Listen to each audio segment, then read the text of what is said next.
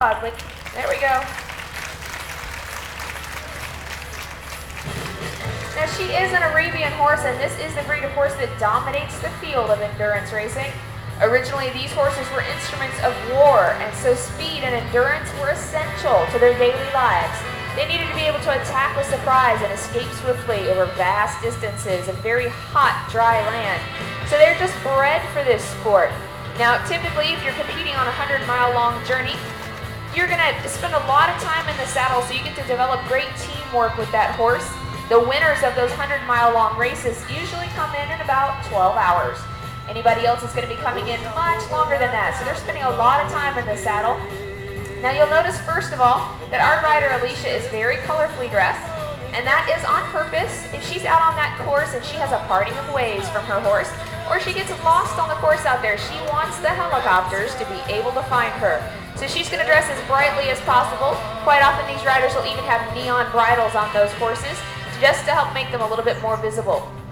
Now, of course, if you're spending that amount of time in the saddle, you want a very special saddle that's going to be comfortable, not only for you, but especially for your horse, because they're going to be carrying you around out there. Now, this saddle is an Orthoflex endurance saddle, and it has a spring-loaded tree, so it's got shock absorption, just like your car would have. So every time Alisha posts a trot, she rises and falls just like that. Every time she sits, it disperses her energy and her weight, so it keeps the horse nice and comfortable.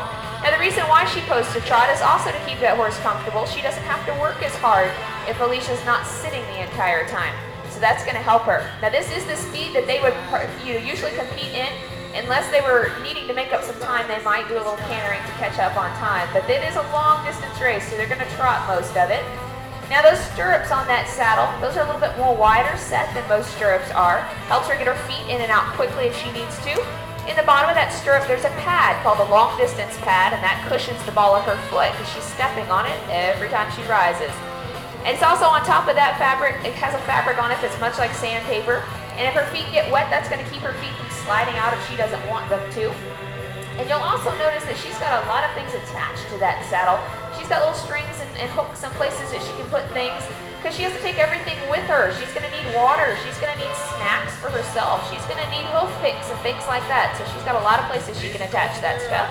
And of course, under that saddle, there's a very nice pad, excuse me, that's going to help alleviate any kind of pressure points that are on that horse. And that's important not only for the horse's comfort, but also because you want to get her through the checkpoints quickly.